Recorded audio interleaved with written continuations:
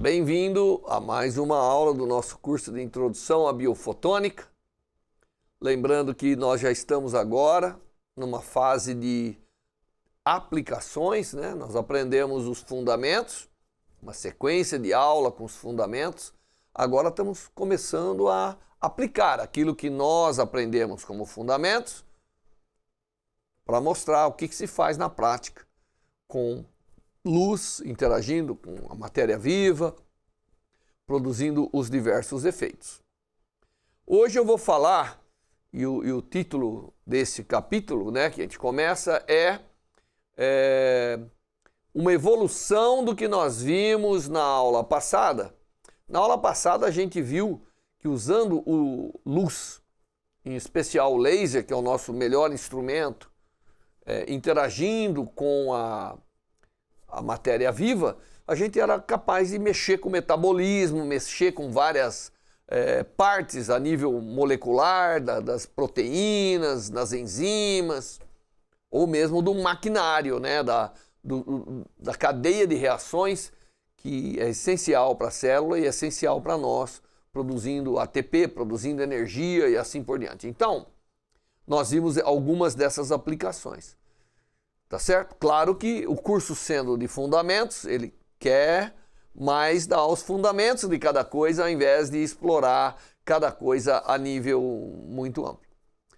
A transparência que eu estou colocando aí para vocês, ela mostra claramente que nós temos, né? Nós vamos falar do laser agora de alta intensidade. São lasers cujo efeito extrapolam aquele que nós vimos de baixa intensidade, que era interagir com algumas moléculas, mas sem realmente causar uma destruição. Agora nós vamos falar de destruição do tecido. Nós vamos falar de efeitos causados com laser de alta potência ou de alta intensidade, né?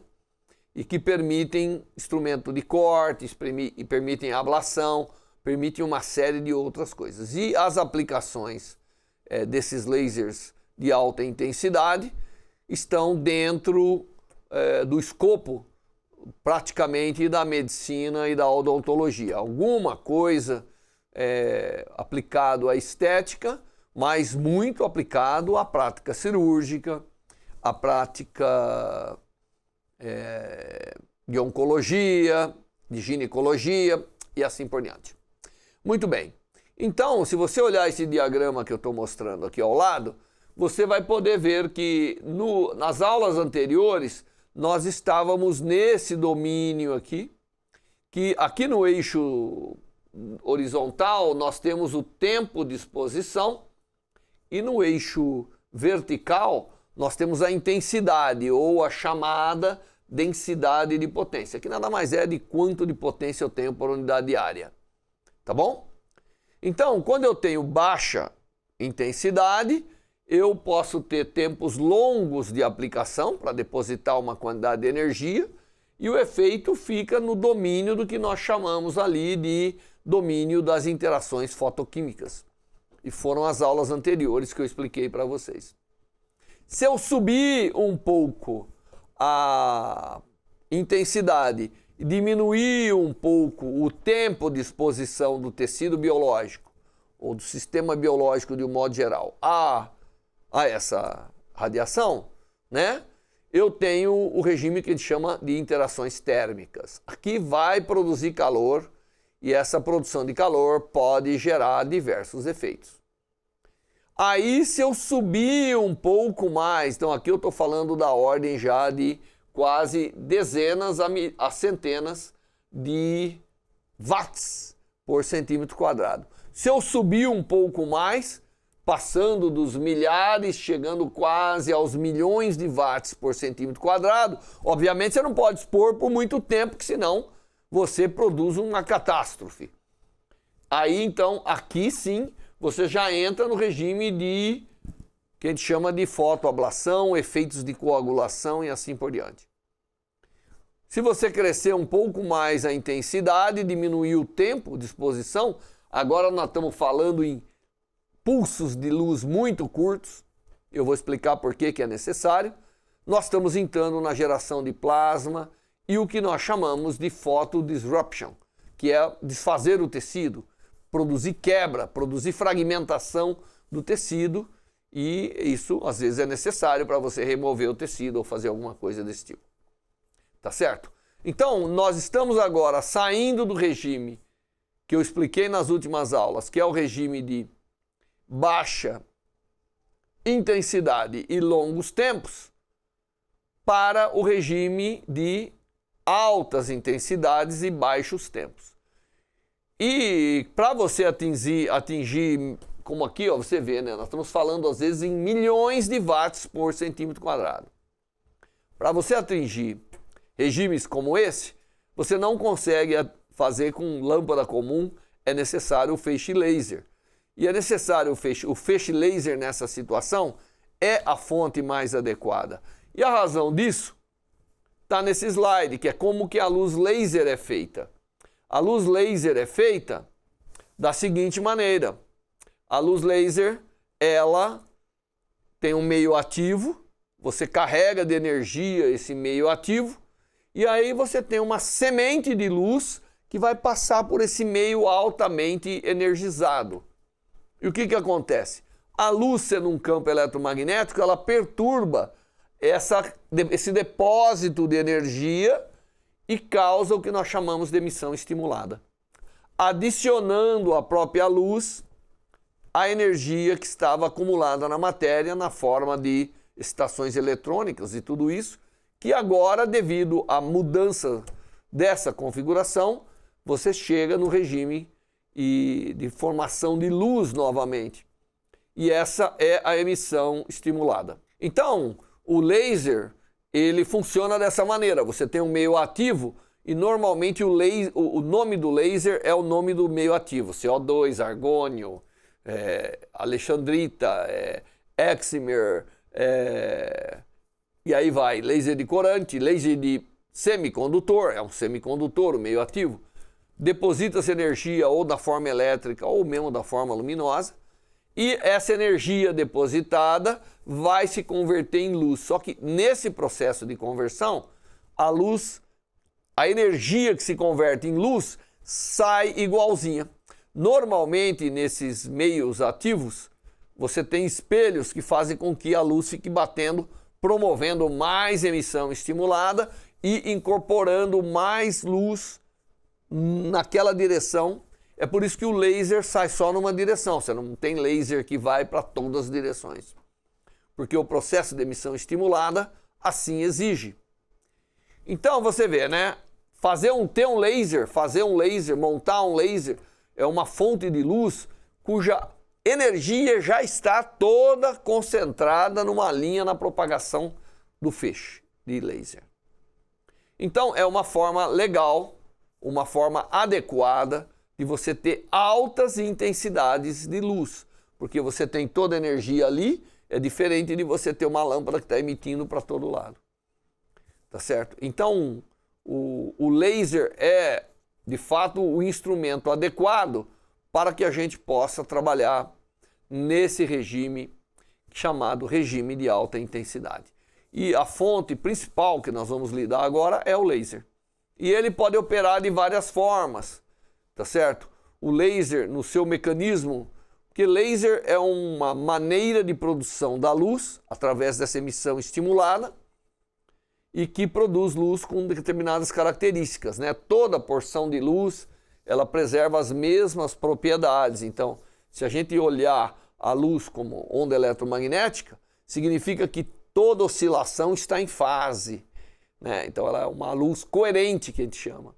Se a gente pensar em fótons, cada fóton está igualzinho ao original. E isso por um caminho longo, por um tempo longo. Aí a gente às vezes fala de coerência temporal ou coerência espacial. Em termos de tamanho, que a coerência se preserva quando a luz se propaga, ou quanto tempo isso dura. Tá certo? Muito bem, então o nosso instrumento principal para a aula de hoje é o laser, porque essa é uma forma adequada da gente conduzir muita energia numa área pequena, que é o que nós vamos precisar aqui para as aplicações com megawatt por centímetro quadrado.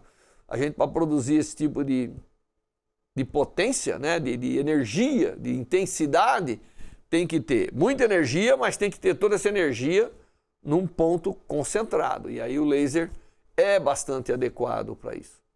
Muito bem.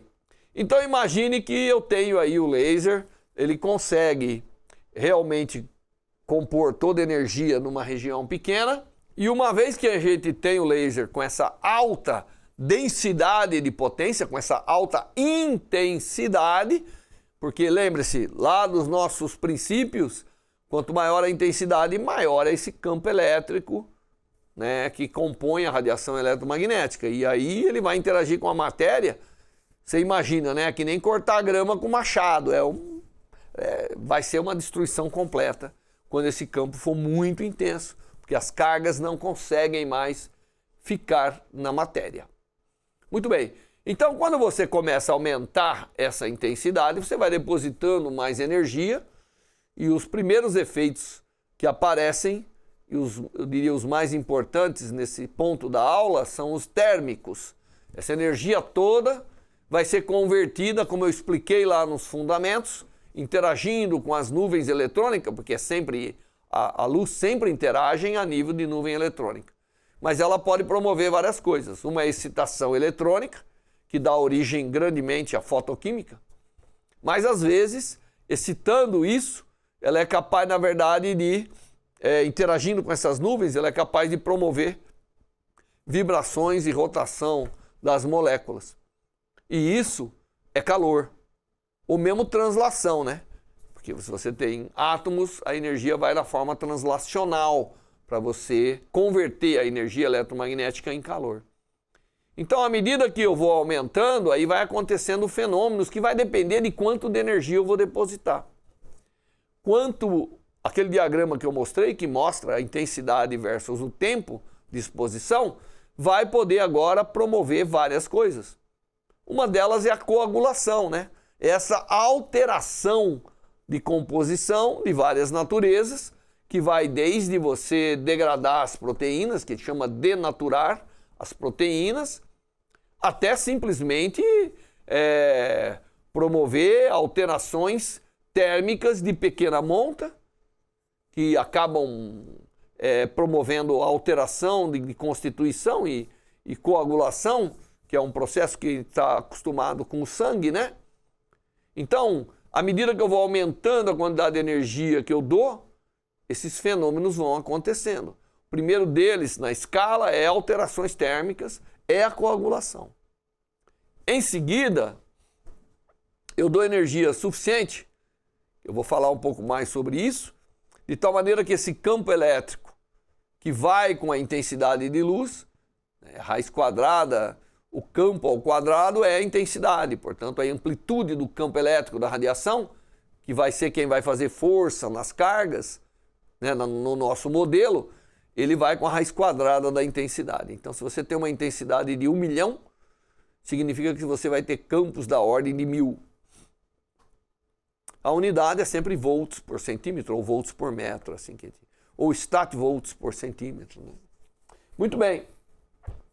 Então, quando eu aumento um pouco mais, o campo é suficiente para transferir energia térmica, principalmente para os líquidos, né? De tal maneira que você acaba vaporizando.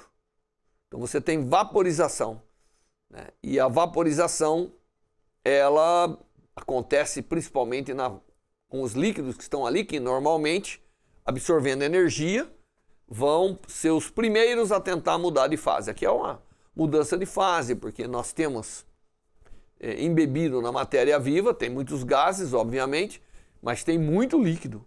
E o líquido, ele tem composições dentro dele, e você consegue vaporizar o líquido, então o tecido se desfaz através dessa vaporização. E essa é uma deposição de energia importante. E ela vai ter consequências, como você vai ver. Às vezes eu produzo vaporização local que tem um efeito bombástico. Produz pequenas regiões de vapor que explodem, que destroem as coisas através de explosões para expansão de gases produzidos a altíssimas temperaturas. Então aí vem a vaporização. Agora, eu aumentando um pouco a energia que eu dou, eu destruo as ligações, principalmente as ligações que fazem as moléculas, biomoléculas. E aí o que me resta é carbono. O que me resta é aquele tecido escurecido, queimado, que é chamada de carbonização. A carbonização, ela é um passo além, onde você realmente transforma a matéria orgânica em matéria mais primária, que é os átomos de carbono, praticamente. Então, chama carbonização. E se eu continuar colocando também mais energia, eu posso ter fusão. Eu posso ter coisas que vão virar líquido ali dentro. Né? E, finalmente, pode ter, sim, dissociação. A dissociação, ela pode ocorrer de várias formas. Nós vamos ver alguma coisa que é o chamado breakdown, optical breakdown, que é quando você quebra as coisas mesmo. Quando a tolerância da matéria, aquela intensidade ou aquela amplitude de campo elétrico da radiação, ela não se sustenta e as coisas então realmente se desfazem. Tá certo? Mas pode ter uma classe de lasers que são capazes de promover a dissociação, de excitar a matéria de tal maneira que as moléculas se dissociam sem haver uma transferência de calor muito grande. Muito bem, então esses fenômenos às vezes acontecem separados, às vezes acontecem juntos, às vezes acontecem em sequência, tá certo? E tanto com o laser, que é a nossa fonte principal para ter energia suficiente concentrada num ponto aqui, quanto, então, tanto o laser quanto a fonte, quer dizer, né, e a maneira de operá-lo pode ser de forma contínua, eu fico expondo continuamente, como um pulsado, né, eu dou pulsos, mas em qualquer uma dessas formas, a energia vai se acumulando na matéria, e se ela não é capaz de se dissipar, ela realmente produz alterações que são da natureza que eu acabo de mostrar.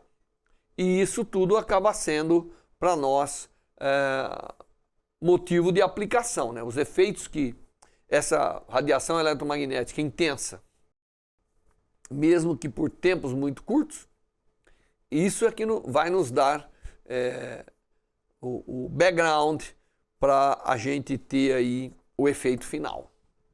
Muito bem, então esses são os efeitos que nós vamos lidar e vamos tentar explicar de uma maneira ou de outra, tá certo? Aqui para vocês. E é importante, né, tanto quando a luz é absorvida, a gente aprendeu já lá nos fundamentos que ela pode, de alguma maneira, uma vez absorvida, uma vez aquela energia, ela pode se transformar em energia eletrônica, através dos estados eletrônicos da matéria, como pode transformar em calor, que é essa vibração mecânica, esse movimento mecânico das massas, tá certo? Tudo isso pode acontecer, mas às vezes uma parte da luz é dada de volta. Quando a luz não é suficiente, quando ela não é suficiente, ela é devolvida. E a duração disso é importante. Nós estamos entrando no regime agora que o por quanto tempo eu exponho a matéria à radiação é fundamental para o efeito final que eu vou ter. Porque agora eu posso dar muita energia num espaço de tempo curto ou pouca energia de cada vez, mas durante um espaço longo. E os efeitos são diferentes. No final eu posso dar a mesma quantidade de energia, certo? Com uma intensidade alta num tempo muito curto ou com uma intensidade baixa num tempo muito longo.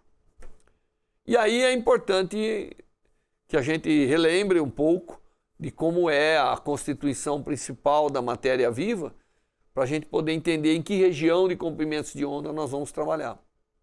Nós havíamos dito que você tem na matéria viva essencialmente água, né? E se a porta de entrada é a pele por exterior e tudo isso, temos ali a melanina e qualquer que seja a porta de entrada, nós temos a hemoglobina. E o espectro da água ele é interessante. Se você olhar o espectro, como eu estou mostrando, para a região da luz visível, você tem ali baixa absorção, por isso que a água é transparente. Quando você vai para o infravermelho, você vai realmente favorecendo as vibrações da água e rotações. Então você tem uma absorção grande ali, acima, né, da região do infravermelho, que é a região de 0,8 microns de comprimento de onda para cima. Se você vai para muito baixo, você tem a parte de ultravioleta, que é onde você consegue excitar, inclusive a parte eletrônica da água, né?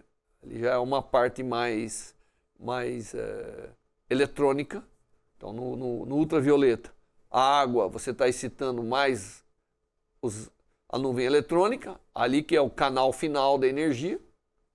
Inclusive, você pode até produzir ionização e assim por diante. E na parte do infravermelho, você realmente deposita ali interage com as nuvens eletrônicas, mas isso se converte não em mudança da configuração eletrônica dos estados, mas se converte em mudanças do estado mecânico de vibração ou rotação. Tá certo? Então a água é o primeiro elemento e como nós vamos querer trabalhar muito com um depósito de calor, nós vamos trabalhar muito no infravermelho. É por isso que muitos das fontes de luz que nós vamos utilizar, elas operam sim no infravermelho. Tá bom? Laser neodymium Egg, CO2 e assim vai. Mas a água não é a única substância que absorve bastante. Nós temos a melanina e temos a hemoglobina. Se você olhar esse gráfico que eu coloquei aí, a hemoglobina, ela absorve do visível para baixo. Então ela vai querer ela absorve mais a luz visível e mais o violeta entrando nessa região. Se você pegar tanto a hemoglobina nos seus dois estados, né, oxidado ou reduzido. Se você pegar a melanina, que é esse gráfico vermelho aí, que eu grifei em vermelho para você ver, então ele absorve mais abaixo do visível e abaixo, que é o que dá a cor da pele, inclusive, mas ele vai absorvendo menos no infravermelho. Então, quando eu uso o infravermelho, eu estou favorecendo a absorção praticamente da água. E a maneira que a água absorve é dessa que eu também representei num diagrama aí, produzindo as chamadas vibrações simétricas e antissimétricas dos átomos de hidrogênio. Numa, os dois hidrogênios se afastam do oxigênio em fase, assim, é o modo simétrico, e na outra eles fazem assim. Então o oxigênio está aqui e os hidrogênios estão oscilando, quando um vai, outro vem, quando um vem, outro vai, tá certo? E isso é o assimétrico, são os modos vibracionais mais importantes, além da rotação. E aí você coloca muita energia nesses graus de liberdade, tá certo? E uma vez que você colocou energia nesses graus de liberdade, isso aí está virando, calor. E a quantidade de calor que você deposita ali vai ter efeitos dos mais distintos. Uma vez que eu deposito calor, ou ele se converte em alguma coisa, ou ele é retirado de lá. Quais são as formas de retirar o calor de lá? Por condução, então aquilo vai transferindo calor para as camadas subsequentes, e seja líquido ou sólido, não importa, e esse calor vai dissipando. Esse é um mecanismo pobre que acontece nos tecidos biológicos, porque eles não são bons condutores, a água não é uma boa condutora. Mas existe um outro processo de conduzir calor, de transferir calor do lugar que você depositou para os demais, que é através de convecção ou movimento de fluidos. Esse acontece muito no tecido biológico, porque a gente sabe, né, que quando nós estamos falando de animais e plantas, etc., eles são corpos, né, um pouco maiores, com um movimento de fluidos constante dentro deles. E esse movimento de fluido, passando na região aquecida, vai tirar calor e vai levar para outro lugar. Isso é um mecanismo de transferência de calor por movimento de massa. Tá bom? Então, ele é diferente de movimento só de energia. Quando você aquece uma barra de aço no fogo e o outro lado fica quente, a transferência não é por massa, a transferência é por condução. Os átomos vão vibrando, vão fazendo força nos outros e aquela energia vai aumentando até chegar do outro lado. Quando você tem um líquido conduzindo, não. Aí o líquido é aquecido e ele leva aquela energia para o outro lado. E principalmente no ser humano, a circulação de líquidos é fundamental. Então, quando a gente deposita energia, tem que se levar em conta se há um movimento de líquidos ali extremamente importante, e a chamada perfusão sanguínea é importante nesse caso. Então, quando a gente vai depositar calor e tem um efeito no tecido biológico, porque agora nós temos energia suficiente para aquecer muito o local. Para entender o que vai acontecer, é bom a gente entender um pouco os mecanismos com que esse calor vai dissipar. Um pouco sempre se propaga por condução, mas a maior parte vai por perfusão sanguínea. Então, os vários tecidos que nós temos no corpo têm diferentes capacidades de perfusão, têm diferentes capacidades de movimentação de líquido, principalmente de sangue. Então eu fiz uma tabela aqui, só para mostrar para vocês que se eu pegar o tecido adiposo, gordura, ele tem uma pobre movimentação de líquidos. Aqui está em mililitros de líquido circulante, de sangue principalmente, por minuto, por grama de tecido. Se você pegar uma grama de tecido de gordura do seu corpo, por lá vai estar passando menos de 0,012 mililitros de líquido por minuto naquela grama, tá certo? E obviamente se eu aquecê-la, isso aqui vai pobremente tirar o calor que está ali, e a gordura não é bom condutor, por isso que ela é fácil dela fundir, né? De você botar na frigideira ela derreter, porque ela realmente não consegue transmitir muito calor. Se a gente pegar o músculo vermelho, isso melhora um pouco, um fator de 2 praticamente de circulação de líquidos por grama por minuto. Agora, se eu pegar a pele, eu já estou modificando aqui uma quantidade razoável. Eu já estou multiplicando por 10 praticamente o volume de líquido que circula por minuto, por grama do tecido que eu estou considerando. Mas quando eu vou para órgãos do tipo rins, tireoide, fígado e assim por diante, isso multiplica por 100 o volume de líquido que circula. Portanto, quando eu vou fazer um efeito térmico, é diferente eu iluminar um rim ou eu iluminar o tecido adiposo, a gordura. Por quê? Porque ali vai estar circulando muito menos sangue na gordura. Por outro lado, é bom, porque se eu quiser derreter, se eu quiser destruir o tecido adiposo, dando tiros de luz, depositando energia, eu vou desfazendo ele, porque não tem quem tira aquela energia. Então, esse mecanismo de como é possível tirar energia e como põe energia, acaba sendo fundamental para os efeitos que nós temos. A difusibilidade do calor em geral é baixa, mas existe, tá certo? Mas eu vou mostrar na aula seguinte, que são aplicações, que se vocês aquecem a pele, demora um tempão para aquilo difundir. Em geral, se o calor difunde pobremente, ele difunde microns por segundo, então é nada. Se eu depositar numa célula do tamanho de um micron, um monte de quantidade de calor, né, a cada segundo ela vai pegar algumas células mais na sua redondeza. Então demoraria muito para pegar um todo, né, para aquela energia dissipar para o todo. E a difusibilidade térmica é um tópico importante, mas a maioria dos tecidos que nós cuidamos, o osso é um pouco melhor condutor pela densidade de matéria, mas a maioria dos tecidos biológicos moles são pobres condutores de calor, e o calor, a condutividade dele é praticamente comparável com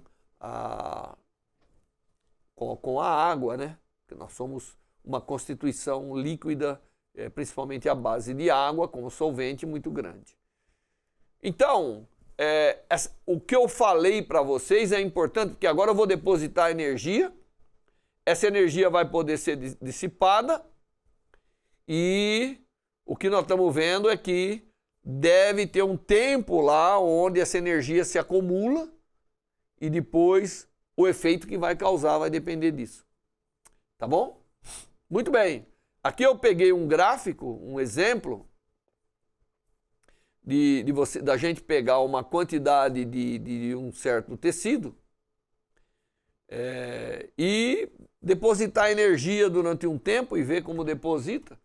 Então esse gráfico aí, o que eu peguei é dar um pulso de luz, veja o tempo ali, é nanosegundos, então eu dei uma quantidade de energia, ou 1 milijoule de energia, ou 3 milijoule, ou 5 milijoule de energia, eu dei num tempo pequeno, que é o tempo de duração do pulso, da ordem aqui de um pouco mais de 100 nanosegundos. Esse exemplo, ele considera, aqui é um exemplo é uma aplicação que eu vou falar brevemente na aula seguinte, que é o uso de pulsos de luz para ir lá e depositar calor na retina do olho, né? Porque o olho ele é transparente, eu consigo entrar com o laser e ir lá no fundo do olho e depositar energia. E o aumento da temperatura e o decaimento da temperatura lá no fundo do olho, que normalmente é uma região bastante irrigada, diga-se de passagem, está nesse gráfico aí.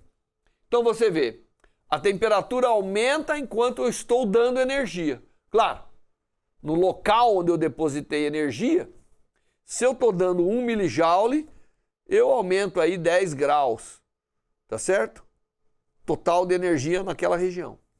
Se eu dei 3 milijoule, eu aumento ali, olha ali, ó, saiu de 30 graus praticamente, já pulou para 60, num tempo muito curto. Se eu dei 5 milijoules de energia nesse único pulso, aí a temperatura naquele local de deposição do pulso, ele subiu, aí já subiu mais de 50 graus, que como você vai ver em seguida, começa a danos interessantes. E aí esse sistema vai decaindo. E vai decaindo devido à condução? Não, vai decaindo mais devido à remoção por circulação. Tá bom? E olhando esse decaimento da temperatura, eu posso estudar. Eu também não quero, às vezes, um decaimento muito lento. Eu quero, às vezes, destruir o tecido durante a minha aplicação da energia, através da luz, para que não haja possibilidade dele transmitir ou ser dissipado. Eu quero, inclusive, destruir os vasos daquela região. Mas isso aqui mostra para você por que quando você tem uma pequena hemorragia no fundo do olho, você pode usar um pulso de luz, depositar energia e produzir a coagulação. Como eu falei, quando eu depositar uma energia dessa natureza, causando esse aumento de temperatura, eu causo coagulação. E se você tiver lá um vazamento de sangue, você coagulando, você acaba com esse vazamento de sangue. E é assim que você pode tratar normalmente a hemorragia, né? Ou uma outra coisa qualquer aí no fundo do olho. Nas notas de aula que eu distribuí, e que eu estou até pegando algumas das coisas que eu coloquei nas notas de aula, eu fiz uma continha simples, mostrando o que acontece quando eu dou um pulso de luz, uma sequência de pulso de luz, para uma gotícula de água, tá certo? Então eu dei 1000 pulsos, de cada um contendo 3 milijoule de energia, e uma duração pequena, uma duração de microsegundos, e você vai ver nas notas que o que vai acontecer é, eu vou aquecer o local, mas aí os primeiros pulsos já aquecem, o segundo já leva a temperatura para 100 graus vaporiza a água, aí eu continuo dando pulso, eu dei 1000 pulsos, você vai ver que no início eu rapidamente chego a 100 graus, uma grande quantidade de pulso serve para vaporizar e a maior parte serve para aumentar a temperatura desse vapor. Então eu produzo vaporização e aqueço esse vapor. Agora, você sabe o que é água a 100 graus. Você tem uma panela de pressão em casa, se você aquecer a 100 graus, ela já quer explodir. Se você aquecer a 400 graus, ela realmente é uma bomba. E é isso que acontece dentro do tecido. Quando eu dou muita energia, eu pego, eu vou, aqueço a água, eu vaporizo a água e eu levo esse vapor a temperaturas altíssimas, chegando a centenas de graus Celsius. E essas centenas de graus Celsius causa efeitos interessantes. E um dos efeitos que ele causa é bolhas que estão lá dentro. E essas bolhas querem explodir, porque é muita pressão. O tecido não consegue segurar. E aí você consegue essas microexplosões que tem lá dentro, vai destruindo o tecido por essas explosões que acabam, né, causando grande pressão e erupção lá do tecido biológico. Então o efeito térmico, ele vai levar a várias coisas aí no tecido biológico, tá certo? E as aplicações, obviamente, vão depender dessas coisas, vão depender do que está acontecendo. E existe um avanço de coisas que eu coloquei aqui, se eu começar a dar uma sequência de pulsos que aparentemente são inofensivos, mas como a energia não consegue ir para lugar nenhum, eu vou dando esses pulsos e eu posso dar 1 milhão de pulsos por segundo às vezes.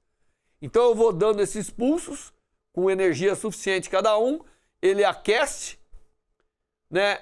Até uma certa temperatura nada acontece, depois começa uma zona de hipertermia, que é aumento da temperatura, com isso há uma redução enzimática, de atividade enzimática. Quando há uma redução da atividade enzimática, a enzima, como você sabe, está no processamento celular. Você tem uma imobilidade celular do ponto de vista metabólico. Então, aquecendo até 50 graus, eu paro as células, porque eu reduzo a atividade enzimática. Aumentando um pouquinho mais, se eu continuo, eu começo a destruir as proteínas no processo de denaturação proteica. E também destruo colágenos, tá certo? Então eu vou fazendo a destruição do tecido. Se o meu objetivo é destruir, e normalmente esses efeitos de alta intensidade é destruição, às vezes eu destruo para construir. Já hoje há técnicas que você consegue destruir o tecido e ele refaz.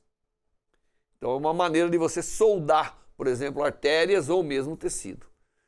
E aí eu continuo dando, como você vê na nossa tabela, chegando a 80 graus, eu tenho aí destruição das membranas, as membranas celulares, né, devido à destruição proteica, começam a ser permeáveis, aí acabou, aí a destruição é inevitável a partir dali, aí começa a vaporização, uma decomposição térmica, muitas coisas são voláteis, volatilizam, aí as biomoléculas começam a se desfazer e o resultado disso é carbonização, então o tecido fica escurecido, tá certo? E se você for além, tem a fusão. Quando você vai a 300 graus, você funde mesmo essa matéria que você promoveu. Então, quando eu vou dando pulsos de luz, parece que nada está acontecendo, mas o efeito térmico cria uma cascata de coisas que leva a efeitos dos mais diversos. Obviamente, dependendo da energia que eu dou, lembre que energia se converte em calor e a relação energia é a massa que eu estou depositando vezes o calor específico, vezes a variação da temperatura. Então, dependendo de quanto eu deposito energia, tem um aumento de temperatura e essa sequência de efeitos pode acontecer. Normalmente, dependendo, se eu pegar pulsos, né, de uma determinada energia, por exemplo, que tenham lá microjoules por pulso, eu vejo que a duração da minha exposição está associado com o dano que eu vou causar ou a variação da temperatura. E eu posso criar diagramas como esse que eu estou mostrando, onde você tem aquecimento, mas é um efeito reversível, quando eu tenho baixa duração da temperatura, porque depende, né? Se eu vou dando muito pulso, eu vou acumulando, então em curto tempo eu acumulo temperatura muito alta. Aí o dano tem um aumento da temperatura, mas pode ser, como o tempo foi muito curto, ele não cresce o suficiente para você chegar numa região de destruição. Quando eu aumento o tempo que eu mantenho a duração do aquecimento, eu vou causando danos. Então, quer dizer, quando eu aqueço o tecido biológico, é isso que eu quero dizer. Existe uma curva por quanto tempo eu aqueço e o efeito que vai ter. Se eu aquecer pouco por muito tempo, mesmo que eu degrade ou algumas enzimas ou proteínas, embora sejam poucas, mas como é longo o tempo, eu estou expondo aqui por centenas de segundos, estou mantendo aquele tecido a uma certa temperatura, eu acabo tendo danos irreversíveis. Então existe uma linha separatória entre danos reversíveis, que é aquele que não destrói por completo o tecido. Não leva a necrose necessariamente, ou leva a pouca necrose, e danos irreversíveis, que é aquele que você não consegue reparar. Ali houve a destruição completa. E isso é uma composição de quanto tempo eu mantenho aquecido, depositando energia, né? Não é isso? E que temperatura eu atinjo.